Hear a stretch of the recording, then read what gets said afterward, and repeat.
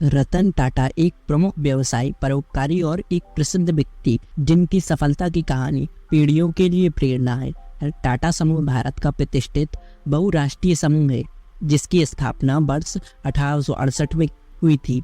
इसका मुख्यालय मुंबई में है और यह ऑटोमोटिव, स्टील, सूचना प्रौद्योगिकी, दूरसंचार आदि जैसे विभिन्न क्षेत्रों में काम करता है। श्री रतन टाटा 1990 से 2012 तक टाटा समूह के अध्यक्ष और अक्टूबर 2016 से फरवरी 2017 तक अंतिम अध्यक्ष रहे। श्री रतन टाटा अपनी करियर की शुरुआत से ही दूरदर्शी व्यक्ति हैं और उन्होंने असाधारण कौशल से दुनिया भर की पीढ़ियों को प्रेरित किया है। उनका कहना है, जिन मूल्यों और नैतिकताओं के अनुसार मैंने जीवन जीने की कोशिश की है, इसके अलावा मैं जो विरासत छोड़ना चाहता हूँ वह बहुत सरल है कि मैंने हमेशा उस चीज के लिए आवाज उठाई है जिसे मैं सही मानता हूँ और मैंने जितना संभव हो सके उतना निष्पक्ष और न्यायसंगत होने की कोशिश की है। आइए हम इस वीडियो में रतन टाटा के बारे में डिटेल से बात करते हैं। श्री रतन नवल टाटा के पुत्र हैं जिन्हें रतन जी टाटा ने गोद लिया था, जो टाटा समूह के संस्थापक जमशेद जी टाटा के पुत्र थे। उन्होंने Cornell university college of architecture से वास्तुकला में स्नातक की डिग्री प्राप्त की। वे 1961 में टाटा में शामिल हुए, जहां उन्होंने टाटा स्टील के शॉप फ्लोर पर काम किया। बाद में वे 1991 में टाटा सन्स के अध्यक्ष बने। श्री रतन टाटा का व्यक्तिगत जीवन। रतन टाटा का जन्म 28 दिसंबर 1937 को मुंबई में एक पारसी जोरास्ट्रियन परिवार में हुआ था। वे नवल टाटा के बेटे हैं जिनका जन्म सूरत में हुआ था और बाद में उन्हें टाटा परिवार में गोद ले लिया गया था। और सूनी टाटा टाटा समूह के संस्थापक जमशेद जी टाटा की भतीजी हैं। टाटा के जैविक दादा हॉर्मुस जी टाटा रक्त के रिश्ते से टाटा परिवार के सदस्य थे। 1948 में जब टाटा 1948 में 10 वर्ष के थे, उनके माता पिता अलग हो गए और बाद में उनका पालन पोषण उनकी दादी और रतन जी टाटा की विधवा नवाजबाई टाटा ने किया और उन्हें गोद ले लिया। उनका एक छोटा भाई जिमी टाटा और एक सौतेला भाई नोएल टाटा है, जो नवल टाटा की सिमोन टाटा के साथ दूसरी शादी से है, जिनके साथ उनका पालन पोषण हुआ। टाटा ने अपना अधिकांश बचपन भारत में बिताया। अपने माता पिता के तलाक के बाद अपनी नानी की देखभाल में। ह्यूमंस ऑफ बॉम्बे में अपने पोस्ट में रतन टाटा ने बताया कि कैसे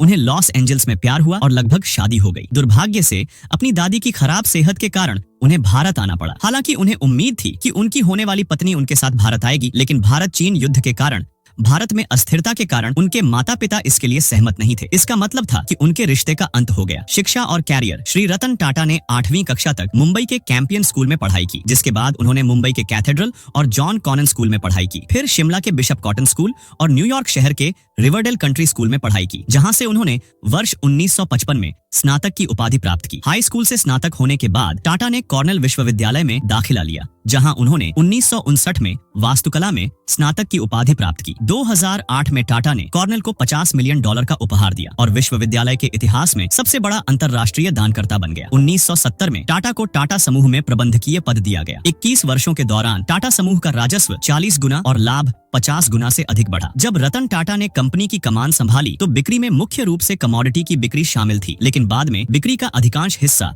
ब्रांडों से आया। समूह में प्रवेश। यह यात्रा तब शुरू होती है जब 1991 में टाटा सन्स के चेयरमैन श्री JRD टाटा ने पद छोड़ दिया और श्री रतन टाटा ने उनके उत्तराधिकारी के रूप में कार्यभार संभाला। यह खबर कई लोगों के लिए आश्चर्य की बात थी, क्योंकि रूसी मोदी, टाटा स्टील, दरबारी सेठ, टाटा टी, टाटा केमिकल्स, अजीत केयरकर, ताज होटल और नानी पालकीवाला, कई टाटा कंपनियों के बोर्ड में निदेशक जैसे मौजूदा अधिकारियों को JRD टाटा के उत्तराधिकारी के रूप में चुना जाना था। इस खबर से समूह में कड़वाहट पैदा हो गई और कई लोग इस फैसले से असहमत थे। मीडिया ने श्री रतन टाटा को गलत विकल्प बताया, लेकिन श्री रतन टाटा ने दृढ़ता और समर्पण के साथ काम करना जारी रखा। उन्होंने अपने कार्यकाल के दौरान सेवानिवृत्ति की आयु निर्धारित की। नीति के अनुसार सेवानिवृत्ति की आयु 70 वर्ष निर्धारित की गई और वरिष्ठ अधिकारी 65 वर्ष की आयु में सेवानिवृत्त होंगे। इससे कर्मचारियों की जगह युवा प्रतिभाओं को नियुक्त किया जाने लगा। इसके कारण उत्तराधिकार का मुद्दा सुलझ गया, क्योंकि मोदी को बर्खास्त कर दिया गया। सेठ और केरकर ने आयु सीमा पार कर ली और पलखीवा ने खराब स्वास्थ्य का हवाला देते हुए नौकरी छोड़ दी। उत्तराधिकार का मुद्दा सुलझ जाने के बाद रतन टाटा ने उन चीजों पर ध्यान देना शुरू किया जो महत्वपूर्ण थी। उन्होंने समूह की कंपनियों को टाटा ब्रांड नाम के इस्तेमाल के लिए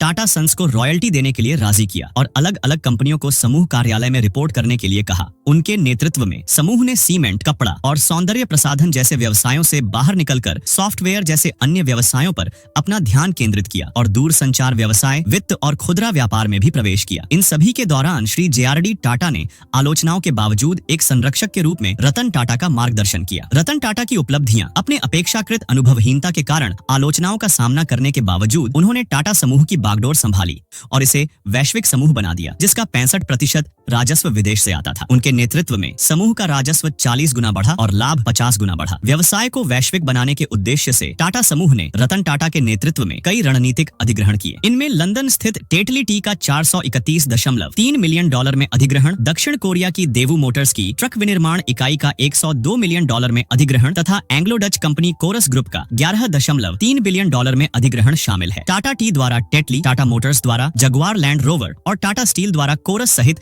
इन अधिग्रहणों ने टाटा समूह को 100 से अधिक देशों तक अपनी वैश्विक पहुंच बनाने में मदद की। इसने भारतीय औद्योगिक क्षेत्र को भी महत्वपूर्ण बढ़ावा दिया। टाटा नैनो का परिचय 2015 में रतन टाटा ने टाटा नैनो कार पेश की, जो एक किफायती वाहन है जिसे दुनिया भर में मध्यम और निम्न मध्यम आय वाले उपभोक्ताओं की जरूरतों को पूरा करने के लिए डिजाइन किया गया है। 5 लोगों की बैठने की क्षमता और $2000 की शुरुआती कीमत वाली टाटा नैनो अपनी किफायती और सुविधाजनक होने के कारण लोगों की कार के रूप में जानी जाने लगी। रतन टाटा का परोपकारी योगदान। रतन टाटा ने सर दोराबजी टाटा ट्रस्ट की स्थापना की, इस प्रकार अपने पिता के सपने को साकार किया। रतन टाटा द्वारा अर्जित लाभ का लगभग 60 से 65% धर्मार्थ उद्देश्यों के लिए दान कर दिया गया। उनके उल्लेखनीय परोपकारी योगदानों में शामिल हैं शिक्षा में योगदान। रतन टाटा ने टाटा समूह के संस्थापक जमशेदजी टाटा की विरासत को आगे बढ़ाया। J N Tata endowment for higher education भारतीय छात्रों को उच्च शिक्षा प्राप्त करने के लिए छात्रवृत्ति प्रदान करता है। टाटा ट्रस्ट शिक्षा क्षेत्र में चुनौतियों का समाधान करने की दिशा में काम कर रहा है, जिसका उद्देश्य हाशिए पर पड़े समुदायों के बच्चों को गुणवत्तापूर्ण शिक्षा प्रदान करना है। उनका उद्देश्य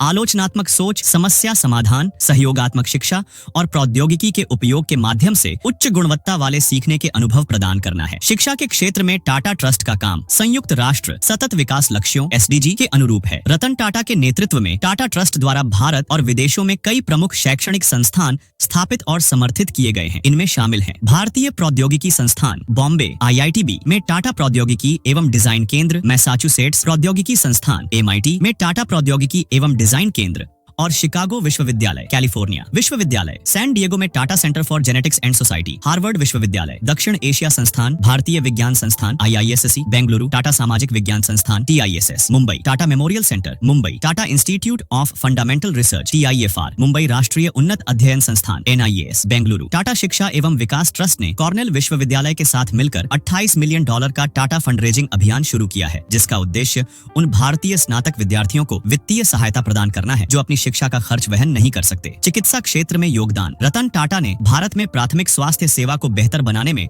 महत्वपूर्ण भूमिका निभाई है। उन्होंने मातृ स्वास्थ्य, बाल स्वास्थ्य, मानसिक स्वास्थ्य और कैंसर, मलेरिया और तपेदिक जैसी बीमारियों के निदान और उपचार से संबंधित पहलों का समर्थन किया है। उन्होंने अल्जाइमर रोग पर अनुसंधान के लिए भारतीय विज्ञान संस्थान के तंत्रिका विज्ञान केंद्र को $750 मिलियन का अनुदान भी प्रदान किया है। रतन टाटा ने उचित मातृ देखभाल, पोषण, जल, स्वच्छता और बुनियादी ढांचागत सहायता सुनिश्चित करने के लिए सरकारों, गैर सरकारी संगठनों और कार्यान्वयन भागीदारों के साथ मिलकर काम किया है। ग्रामीण एवं कृषि विकास में योगदान। टाटा समूह की पहल transforming rural India initiative TRI तीव्र गरीबी वाले क्षेत्रों में बदलाव लाने के लिए सरकारों, गैर सरकारी संगठनों, नागरिक समाज समूहों और परोपकारियों के साथ सहयोग करती है। रतन टाटा ने प्राकृतिक आपदाओं के समय भी उदार दान दिया है तथा स्कूलों और अस्पतालों के निर्माण में सहयोग दिया है। Sir Ratan Tata trust. रतन टाटा द्वारा 1919 में स्थापित यह ट्रस्ट विभिन्न क्षेत्रों में वंचितों की भलाई के लिए काम करता है। ट्रस्ट 2 प्रकार के अनुदान प्रदान करता है। संस्थागत अनुदान, इनमें बंदोबस्ती अनुदान, कार्यक्रम अनुदान और लघु अनुदान शामिल हैं। आपातकालीन अनुदान, ये अनुदान आपातकालीन या संकट के समय प्रदान किए जाते हैं। सर रतन टाटा ट्रस्ट के प्रमुख होने के अलावा रतन टाटा सर दोराबजी टाटा और एलाइड ट्रस्ट के भी प्रमुख हैं और टाटा सन्स में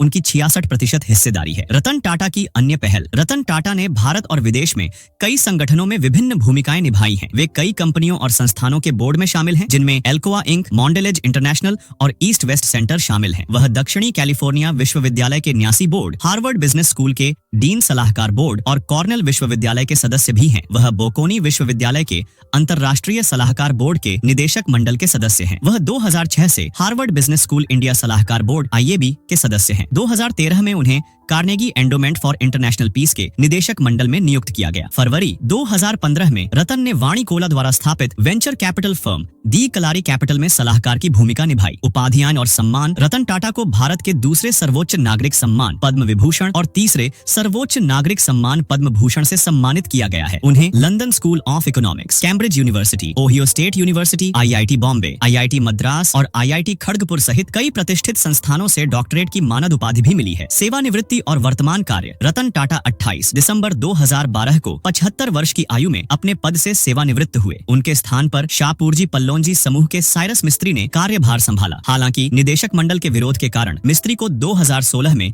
उनके पद से हटा दिया गया और रतन टाटा ने अंतरिम अध्यक्ष के रूप में कार्य किया। जनवरी 2017 में नटराजन चंद्रशेखरन को टाटा समूह का अध्यक्ष और रतन टाटा का उत्तराधिकारी नियुक्त किया गया। वर्तमान में रतन टाटा टाटा ट्रस्ट्स और टाटा सन्स के प्रमुख हैं, जिससे वे JRD टाटा के बाद दोनों कंपनियों का नेतृत्व करने वाले दूसरे व्यक्ति बन गए हैं। श्री रतन टाटा के सामने चुनौतियां: रतन टाटा को घाटे में चल रही एक इकाई एम्प्रेस मिल को पोषित करने का काम वर्ष 27 में बंद करना पड़ा, क्योंकि कोर मैनेजमेंट से 50 लाख रुपए का फंड स्वीकृत नहीं हुआ था। इस इकाई को क्रांतिकारी बनाने का सपना देखा गया था, लेकिन दुर्भाग्य से यह बंद हो गई, जिससे रतन उदास हो गए। वर्ष 1981 में JRD टाटा द्वारा टाटा उद्योग समूह का अगला उत्तराधिकारी घोषित किए जाने के बाद उन्हें कई सार्वजनिक आलोचनाओं का सामना करना पड़ा। टाटा समूह के कर्मचारियों, निवेशकों और शेयर धारकों के साथ साथ जनता का भी मानना था कि इतनी बड़ी कंपनियों के समूह की एकमात्र जिम्मेदारी संभालने के लिए वे एक नए व्यक्ति हैं। उन्होंने वर्ष 1998 में कार बाजार में उतरने का निर्णय लिया और टाटा इंडिका नाम से अपनी पहली कार लॉन्च की, जो पूरी तरह असफल रही, क्योंकि लोगों ने कार खरीदने में कभी रुचि नहीं दिखाई। उन्होंने वर्ष 1999 में पूरी कंपनी को बेचने का फैसला किया और इसके लिए फोर्ड मोटर्स से संपर्क किया। इतनी बड़ी कंपनी के मालिक होने के नाते टाटा को फोर्ड के मालिक द्वारा अपमानित किया गया, जो इतने बड़े उद्यमी के लिए बेहद परेशानी और निराशा की स्थिति थी। फोर्ड ने रतन टाटा का अपमान करते हुए कहा कि जब आप यात्री कारों के बारे में कुछ नहीं जानते तो आपने व्यवसाय क्यों शुरू किया। इन शब्दों का रतन टाटा ने तुरंत जवाब दिया जब उन्होंने वर्ष 2008 के दौरान जगुआर लैंड रोवर इकाई खरीदकर फोर्ड को दिवालियापन से बचाया, जिसके लिए टाटा को भी 2500 करोड़ रुपए का नुकसान उठाना पड़ा। रतन टाटा से हम सफलता के कुछ सबक सीख सकते हैं। 1. उत्कृष्टता और नवीनता का लक्ष्य रखें। रतन टाटा ने हमेशा टाटा समूह के भीतर नवाचार और उत्कृष्टता की सीमाओं को आगे बढ़ाने के महत्व पर जोर दिया है। उन्होंने परिवर्तनकारी बदलावों को लागू करने में महत्वपूर्ण भूमिका निभाई है और अपनी टीम को रचनात्मक रूप से सोचने और निरंतर सुधार के लिए प्रयास करने के लिए प्रोत्साहित किया है। 2. परिवर्तन के प्रति अनुकूलनशीलता अपनाएं। रतन टाटा हमेशा बदलाव के लिए तैयार रहे हैं और उन्होंने इसे अपने व्यवसाय के दृष्टिकोण का केंद्रीय हिस्सा बनाया है। उन्होंने टाटा समूह को बड़े बदलावों के माध्यम से सफलतापूर्वक आगे बढ़ाया है और नई तकनीकों और बाजार के रुझानों को अपनाने में लगातार तेजी दिखाई है। इस अनुकूलनशीलता ने टाटा समूह को तेजी से विकसित हो रहे कारोबारी माहौल में प्रासंगिक और प्रतिस्पर्धी बने रहने में सक्षम बनाया है। 3. नैतिक नेतृत्व का पालन करें। रतन टाटा नैतिक नेतृत्व और कॉर्पोरेट सामाजिक जिम्मेदारी के प्रति अपनी प्रतिबद्धता के लिए जाने जाते हैं। उन्होंने हमेशा ईमानदारी के साथ कारोबार किया है और कर्मचारियों, ग्राहकों और समुदायों सहित सभी हितधारकों के साथ सम्मान और निष्पक्षता से पेश आए हैं। 4. संगठन के भीतर विश्वास और टीम वर्क को बढ़ावा देना। टाटा समूह के अंदर विश्वास की संस्कृति बनाने के लिए रतन टाटा ने बार बार टीम वर्क के महत्व पर प्रकाश डाला है। उनका मानना है कि टीम के सदस्यों को सशक्त बनाना और उन्हें चुनौतियों का सामना करने और नवाचार करने की स्वतंत्रता देना चाहिए। इस दृष्टिकोण ने टीम के सदस्यों के बीच स्वामित्व और जवाबदेही की मजबूत भावना पैदा करके टाटा समूह की सफलता में योगदान दिया है। 5. स्थिरता को प्राथमिकता दें। टाटा समूह में स्थिरता को आगे बढ़ाने वाले एक नेता के रूप में रत्न टाटा हमेशा से ही व्यवसाय के पर्यावरण पर पड़ने वाले प्रभावों के प्रति सचेत रहे हैं। उन्होंने समूह के कार्बन पदचिह्न को कम करने के लिए कई पहल की है और पर्यावरण के अनुकूल और सामाजिक रूप से जिम्मेदार उत्पादों और सेवाओं के निर्माण पर ध्यान केंद्रित किया है। 6. सहानुभूति और करुणा प्रदर्शित करें। रतन टाटा हमेशा से अपनी करुणा और जरूरतमंद लोगों की मदद करने की इच्छा के लिए जाने जाते हैं। उन्होंने परोपकारी गतिविधियों में सक्रिय रूप से भाग लिया है और शिक्षा, स्वास्थ्य सेवा और आपदा राहत जैसे विभिन्न कारणों का समर्थन किया है। उनके सहानुभूतिपूर्ण दृष्टिकोण ने न केवल जरूरतमंद लोगों की मदद की है बल्कि उन्हें कई लोगों का सम्मान और प्रशंसा भी मिली है। 7. उदाहरण प्रस्तुत करें। रतन टाटा उदाहरण पेश करके नेतृत्व करने में विश्वास करते हैं और उन्होंने अपने और अपनी टीम के लिए उच्च मानक स्थापित किए हैं। वे परिणामों की परवाह किए बिना हमेशा सही काम करने के लिए प्रतिबद्ध रहे हैं और उन्होंने दूसरों को भी अपने नेतृत्व का अनुसरण करने के लिए प्रेरित किया है। रतन टाटा से मिलने वाली सीख। रतन टाटा का करियर और जीवन यात्रा दुनिया में सकारात्मक प्रभाव डालने की चाह रखने वाले किसी भी व्यक्ति के लिए मूल्यवान सबक प्रदान करती है। उत्कृष्टता, नवाचार और अनुकूलनशीलता पर उनके ध्यान ने टाटा समूह की सफलता में योगदान दिया है और नैतिक नेतृत्व और कॉर्पोरेट सामाजिक जिम्मेदारी के प्रति उनकी प्रतिबद्धता ने उन्हें सम्मान और प्रशंसा अर्जित की है। इसके अतिरिक्त टीम वर्क और स्थिरता पर उनका जोर, साथ ही उनकी करुणा और उदाहरण के तौर पर नेतृत्व करने की इच्छा सभी के लिए एक आदर्श के रूप में काम करती है। ये सबक न केवल व्यावसायिक नेताओं के लिए बल्कि दुनिया में सकारात्मक प्रभाव डालने की इच्छा रखने वाले किसी भी व्यक्ति के लिए प्रासंगिक हैं। तो कैसी लगी आपको यह वीडियो कमेंट करके जरूर बताना, और हाँ, इस वीडियो को आप ज़्यादा से ज़्यादा लोगों तक जरूर शेयर करें। मिलते हैं अगली वीडियो में।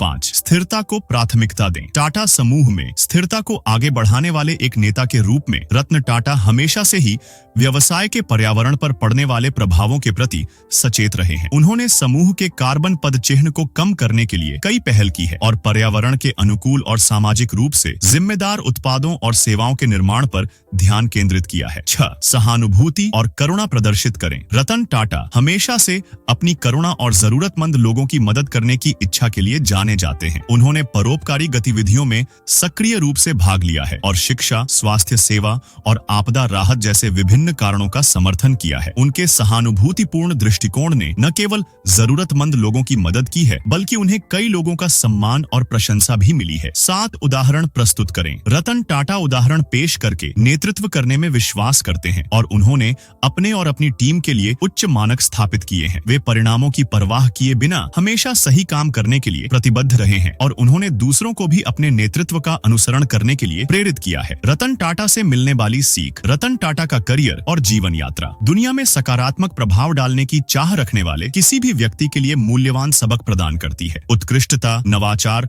और अनुकूलनशीलता पर उनके ध्यान ने टाटा समूह की सफलता में योगदान दिया है और नैतिक नेतृत्व और कॉर्पोरेट सामाजिक जिम्मेदारी के प्रति उनकी प्रतिबद्धता ने उन्हें सम्मान और प्रशंसा अर्जित की है। इसके अतिरिक्त टीम वर्क और स्थिरता पर उनका जोर, साथ ही उनकी करुणा और उदाहरण के तौर पर नेतृत्व करने की इच्छा सभी के लिए एक आदर्श के रूप में काम करती है। ये सबक न केवल व्यावसायिक नेताओं के लिए बल्कि दुनिया में सकारात्मक प्रभाव डालने की इच्छा रखने वाले किसी भी व्यक्ति के लिए प्रासंगिक हैं। तो कैसी लगी आपको यह वीडियो कमेंट करके जरूर बताना, और हाँ, इस वीडियो को आप ज़्यादा से ज़्यादा लोगों तक जरूर शेयर करें।